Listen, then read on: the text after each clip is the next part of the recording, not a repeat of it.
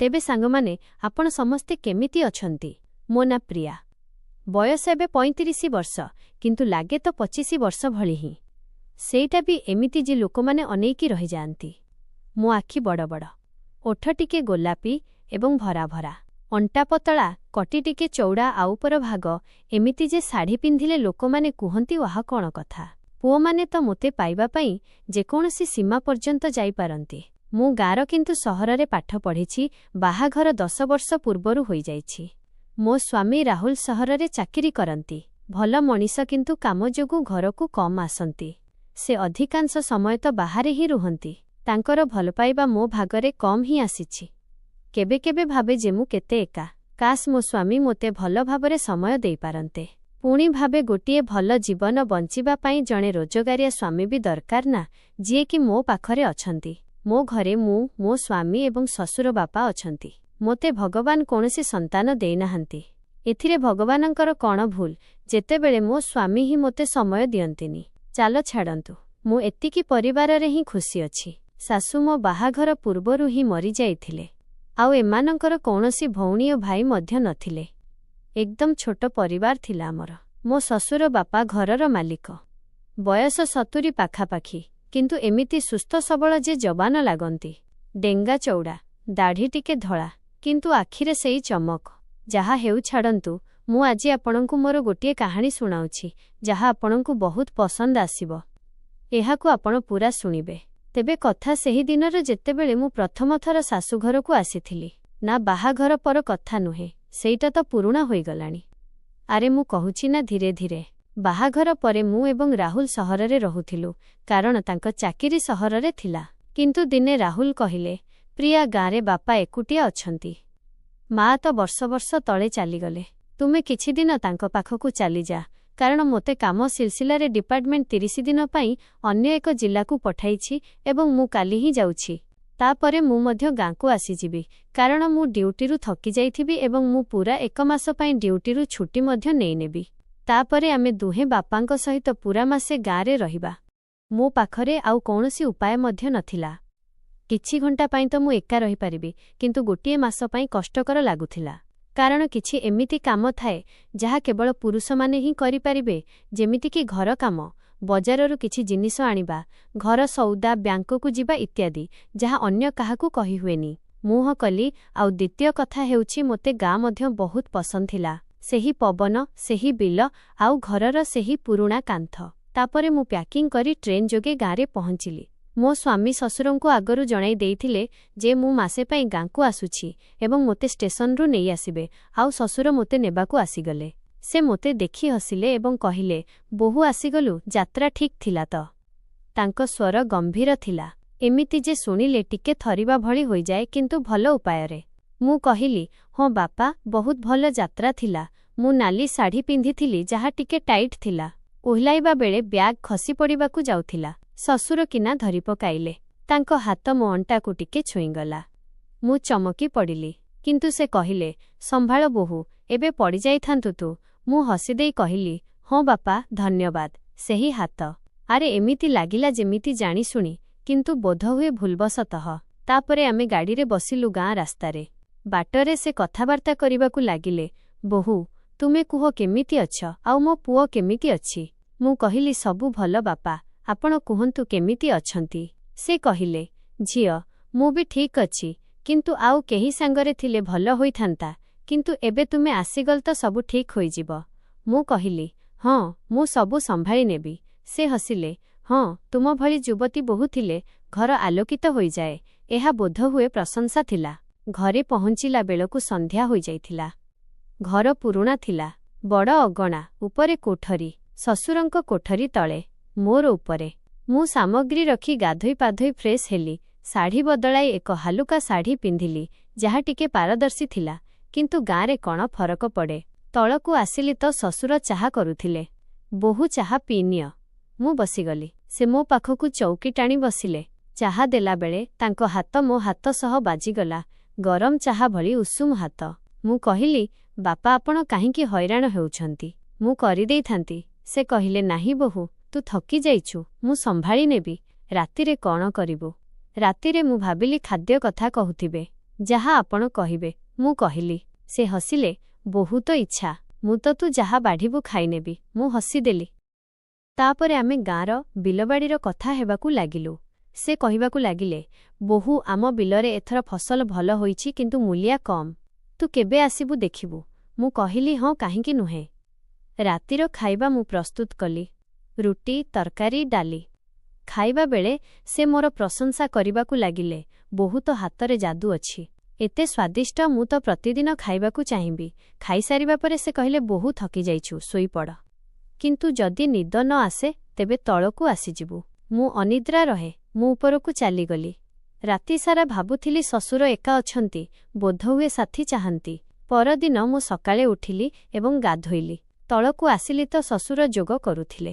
ବିନା ସାର୍ଟରେ କେବଳ ଲୁଙ୍ଗି ପିନ୍ଧିଥିଲେ। ତାଙ୍କ ଶରୀର ମଜଭୁତ, ଝାଳ ଚମକୁଛି। ମୁଁ ଅଟକିଗଲି। ସେ ବୁଲିପଡ଼ି କହିଲେ, ବୋହୂ, ଆସ୍ତୋବି କର, ଶରୀର ଫିଟ୍ ରହିବ। ମୁଁ କହିଲି, ହଁ, ମୁଁ ଚାହା କରୁଛି। କିନ୍ତୁ ସେ କହିଲେ, ନାହିଁ, ଆସ, ମୁଁ ଶିଖାଉଛି। ମୁଁ ପାଖକୁ ଗଲି। ସେ ମୋତେ ଆସନ ଶିଖାଇବାକୁ ଲାଗିଲେ। ଗୋଟିଏ ଆସନରେ ହାତ ଉପରକୁ କରିବାକୁ କହିଲେ। ସେ ଦେଖୁଥିଲେ। ପୁଣି କହିଲେ, ବୋହୂ, ତୋର ଫର୍ମ ପରଫେକ୍ଟ ଅଛି। ମୁଁ କାନି ସମ୍ଭାଳିଲି। କିନ୍ତୁ ସେ ହସିଲେ, ଲାଜ କର ନାହିଁ, ଘରେ ଅଛେ। ଯୋଗ ପରେ ଆମେ ଜଳଖିଆ ଖାଇବାକୁ ବସିଲୁ। ସେ କହିଲେ, ବୋହୂ, ରାହୁଲ କେବେ ଆସିବ? ମୁଁ ତ ତୋ ସାଙ୍ଗରେ ହିଁ ଖୁସି ଅଛି। ମୁଁ କହିଲି, ଶୀଘ୍ର ଆସିବ। କିନ୍ତୁ ଭିତରୁ ଲାଗିଲା, ଶ୍ୱଶୁର କିଛି ଅଧିକ ନିକଟତର ହେଉଛନ୍ତି। ଦିନସାରା ଘର କାମ, କିନ୍ତୁ ସେ ମୋ ଆଖପାଖରେ ରହୁଥିଲେ।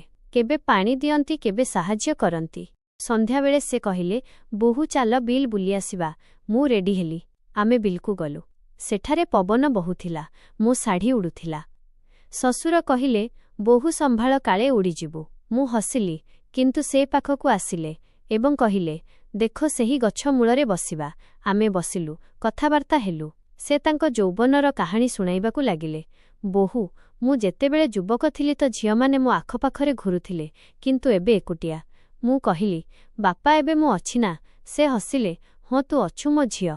ଝିଅ, ତୁମେ ଦୁହେଁ ସହରରେ ରହୁଛ ତ ମୋତେ ବହୁତ ଏକାକୀପଣ ଅନୁଭବ ହୁଏ। କ'ଣ ତୁମେ ଦୁହେଁ ମୋ ପାଖକୁ ସବୁଦିନ ପାଇଁ ଆସିପାରିବନି? ଏହି ବୟସରେ ମୋତେ ମୋ ପୁଅ ଏବଂ ବୋହୂ ପାଖରେ ରହିବା କଥା, କିନ୍ତୁ ମୁଁ ଏକା ରହୁଛି। ମୁଁ କହିଲି, ବାପା, ଆପଣ ଚିନ୍ତା କରନ୍ତୁ ନାହିଁ। ଆପଣଙ୍କ ପୁଅ ଏବଂ ମୁଁ ଆଉ କିଛି ଦିନରେ ସବୁଦିନ ପାଇଁ ଆପଣଙ୍କ ପାଖରେ ରହିବୁ। ସେ ଖୁସି ହେଲେ। ଧୀରେ ଧୀରେ ଦିନ ବିତିବାକୁ ଲାଗିଲା। ପ୍ରତିଦିନ ଶ୍ୱଶୁର କିଛି ନା କିଛି ଏମିତି କହୁଥିଲେ ବା କରୁଥିଲେ, ଯାହା ମୋତେ ଭାବିବାକୁ ବାଧ୍ୟ କରୁଥିଲା ଯେ ଏହା କ'ଣ ହେଉଛି। ଯେମିତିକି ଗୋଟିଏ ସନ୍ଧ୍ୟାରେ ମୁଁ ଲୁଗା ଧୋଉଥିଲି। ବାଳ ଓଦା ଥିଲା। ସେ ଆସିଲେ, ବୋହୂ, ବାଳ ଶୁଖାଇ ନିଅ। ମୁଁ ଫ୍ୟାନ୍ ଚଲାଇଦେବି କି? ମୁଁ କହିଲି, ନାହିଁ, ଠିକ୍ ଅଛି। କିନ୍ତୁ ସେ ପାଖକୁ ଆସି ମୋ ବାଳକୁ ଛୁଇଁ କହିଲେ, କେତେ ନରମ, ଯେମିତି ରେଶମ। ମୁଁ ଚମକି ପଡ଼ିଲି। କିନ୍ତୁ ସେ କହିଲେ, ତୋ ମା ଭଳି। ମା ଭଳି? ହଁ ଝିଅ, ତୋ ମା ଅର୍ଥାତ୍ ମୋ ସ୍ତ୍ରୀ। ତାର ବାଳ ମଧ୍ୟ ବିଲକୁଲ ତୋ ବାଳ ଭଳି ଥିଲା। ଯେତେବେଳେ ମୁଁ ତୋ ବାଳ ଦେଖେ ତୋ ମାର କଥା ମନେ ପଡ଼ିଯାଏ। ସେ ଟିକେ ଉଦାସ ହୋଇଗଲେ। ମୁଁ ଭାବିଲି, ଏହି ବୟସରେ ଏକା ରହିବା କେତେ କଷ୍ଟକର। ପୁଣି ମୁଁ କହିଲି, ବାପା, ଆପଣ ଚିନ୍ତା କରନ୍ତୁ ନାହିଁ। ଆମେ ଦୁହେଁ ଆପଣଙ୍କ ସହିତ ସବୁଦିନ ପାଇଁ ରହିବୁ ଏବଂ ପୁଣି ଆପଣଙ୍କୁ କେବେ ଏକା ଛାଡ଼ିବୁ ନାହିଁ। ପୁଣି ରାତିରେ ଖାଇବା ବେଳେ ସେ କହିଲେ, ବୋହୂ, ଆଜି କ୍ଷୀର ଗରମ କରିଦେ, ଏକାଠି ପିଇବା। ମୁଁ ବନାଇଲି। ଆମେ ବସିଲୁ। ସେ ପିଉ ପିଉ କହିଲେ, ବୋହୂ, କ୍ଷୀର କେତେ ଗରମ, କିନ୍ତୁ ତୋ ହାତରୁ ମିଠା ଲାଗୁଛି। ମୁଁ ହସିଦେଇ କହିଲି, ବାପା, ଆପଣ ବିନା ତୋ ମା ମଧ୍ୟ ଏମିତି ହିଁ ମୋତେ କ୍ଷୀର ବନାଇ ଦେଉଥିଲା, ଆଉ ଆମେ ଦୁହେଁ ଏକାଠି ବସି ପିଉଥିଲୁ। ତାପରେ ମୁଁ ରାହୁଲଙ୍କୁ ଫୋନ୍ କଲି। ମୁଁ ଭାବିଲି, ବୋଧହୁଏ ରାହୁଲଙ୍କ ସହ କଥା ହେଲେ ସେ ଭଲ ଅନୁଭବ କରିବେ, କିନ୍ତୁ ସେ ବ୍ୟସ୍ତ ଥିଲେ। ଶ୍ୱଶୁର ପ୍ରତି ରାତିରେ କହୁଥିଲେ, ବୋହୂ, ଯଦି ଡର ଲାଗେ ତେବେ ତଳକୁ ଆସିଯିବୁ, କାରଣ ଗାଁରେ ଭୂତ ଇତ୍ୟାଦି ଥାଆନ୍ତି। ଗାଁରେ ଭୂତ ପ୍ରେତର କାହାଣୀ ଶୁଣିଛୁ ନା ତୁ? ପୁଣି ସେ ହସିଲେ, ଆରେ ଝିଅ, ମୁଁ ମଜାକ କରୁଥିଲି। ତୁ ବିଲକୁଲ ବିନା ଡରେ ଶୋଇପଡ଼। ମୁଁ ଉପରେ ଶୋଉଥିଲି, କିନ୍ତୁ ନିଦ କମ୍ ଆସୁଥିଲା। ପୁଣି ଦିନେ ସେ କହିଲେ, ବୋହୂ, ଆଜି ମୁଁ ତୋତେ କିଛି ଦେଖାଉଛି। ମୁଁ ପଚାରିଲି, କ'ଣ? ସେ କହିଲେ, ଘରର ପୁରୁଣା ରହସ୍ୟ। ରହସ୍ୟ? ଆମେ ଘର ପଛପଟ କୋଠରୀକୁ ଗଲୁ, ଯେଉଁଠି ପୁରୁଣା ଜିନିଷ ରଖାଯାଇଥିଲା। ସେ ଗୋଟିଏ ବକ୍ସ ଖୋଲିଲେ। ପୁରୁଣା ବହିଗୁଡ଼ିକ। ଏହା ମୋ ଯୌବନ ଡାଏରୀ। ପଢ଼ିବୁ? ମୁଁ କହିଲି, ହଁ। ସେ ପଢ଼ାଇବାକୁ ଲାଗିଲେ। ପ୍ରେମର କାହାଣୀଗୁଡ଼ିକ। ଗୋଟିଏରେ ଲେଖାଥିଲା, ତା ଆଖିରେ ସେହି ନିଆଁ ଥିଲା ଯାହା। ମୁଁ ଲାଜେଇ ଗଲି। ସେ କହିଲେ, ବୋହୂ, ଜୀବନରେ ସବୁକିଛି ଅଛି, ତୁ ବୁଝ। ଲାଗିଲା ଯେମିତି ମୋତେ ପ୍ରସ୍ତୁତ କରୁଛନ୍ତି, କିନ୍ତୁ ମୁଁ କହିଲି, ବାପା, ଭଲ ଅଛି। ସନ୍ଧ୍ୟାବେଳେ ସେ କହିଲେ, ବୋହୂ, ଆଜି ମାଲିସ କରିନେ, ଥକି ଯାଇଛୁ। ମାଲିସ? ମୁଁ କହିଲି, ନାହିଁ। କିନ୍ତୁ ସେ କହିଲେ ମୁଁ କରିଦେଉଛି ଗୋଡ଼ର। ମୁଁ ମନା କରିପାରିଲି ନାହିଁ। ସେ ମୋ ଗୋଡ଼ ଚିପିବାକୁ ଲାଗିଲେ। ହାତ ଉଷୁମ, ବହୁତ ଗୋଡ଼ କେତେ ନରମ। ମୁଁ କହିଲି ବସ୍ ବାପା, କିନ୍ତୁ ସେ ଜାରି ରଖିଲେ ଏବଂ କଥା ହେଲେ ବୋହୂ ରାହୁଲ ଭାଗ୍ୟବାନ, ତ ଭଳି ପାଇଲା। କିନ୍ତୁ ମୁଁ ମଧ୍ୟ, କାରଣ ତ ଭଳି ମୋତେ ବହୁ କମ୍ ଝିଅ ଅଧିକ ମିଳିଲା। ମୋର କୌଣସି ଝିଅ ମଧ୍ୟ ନାହିଁ ଯାହାକୁ ମୁଁ ଝିଅ ଭଳି ଭଲ ପାଇବା ଦେଇପାରିବି। ମୁଁ ପୁଅକୁ ତ ପୁଅର ଭଲ ପାଇବା ଦେଇଦେଲି, କିନ୍ତୁ ଝିଅର ଭଲ ପାଇବା ମୁଁ ଅନ୍ୟ କାହାକୁ ଦେଇପାରିବି ନାହିଁ। ସେଥିପାଇଁ ମୁଁ ତତେ ଝିଅର ଭଲ ପାଇବା ଦେବାକୁ ଚାହୁଁଛି।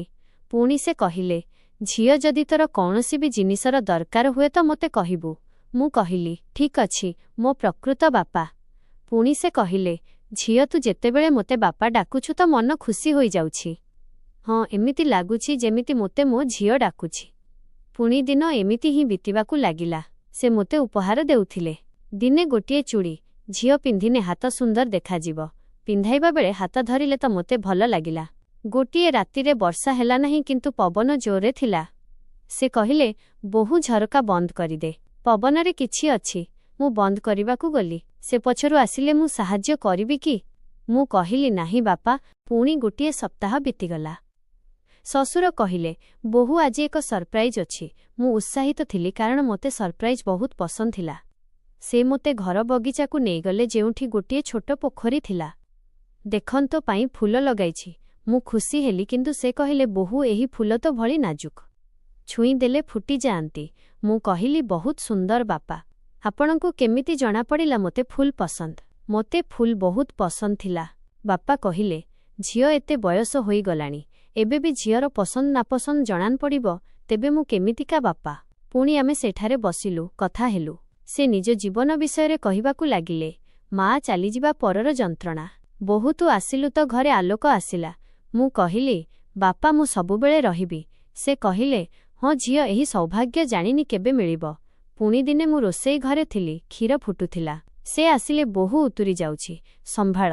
ମୁଁ ସମ୍ଭାଳିଲି କିନ୍ତୁ ସେ ପାଖରେ ଛିଡ଼ା ହୋଇ। ଗରମ ଜିନିଷ ସମ୍ଭାଳିବାକୁ ପଡ଼େ। ମୁଁ ହସିଲି। ସନ୍ଧ୍ୟାବେଳେ ସେ କହିଲେ, ବୋହୂ ଆଜି କୌଣସି କାହାଣୀ ଶୁଣା ତୋର। ମୁଁ ମୋ କଲେଜର କଥା କହିଲି, କିନ୍ତୁ ଟିକେ ମଜାଦାର ମସଲାଦାର ସାଙ୍ଗମାନଙ୍କ କଥା। ସେ ଶୁଣୁଥିଲେ, ଆଖି ଚମକୁଥିଲା।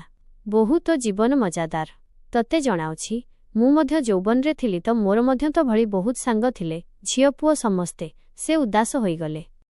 ତାପରେ ସେହି ରାତି ଯାହା ମୋ ଜୀବନର ସବୁଠାରୁ ଭୟଙ୍କର ରାତି ଥିଲା। ସବୁକିଛି ବଦଳିଗଲା। ମୁଁ ଉପର କୋଠରୀରେ ଶୋଇଥିଲି କିନ୍ତୁ ନିଦ ଆସୁଥିଲା। ବାହାରେ ପ୍ରବଳ ପବନ ବହୁଥିଲା ଏବଂ ଘରର ପୁରୁଣା କାନ୍ଥଗୁଡ଼ିକ କଡ଼କଡ଼ ଶବ୍ଦ କରୁଥିଲା।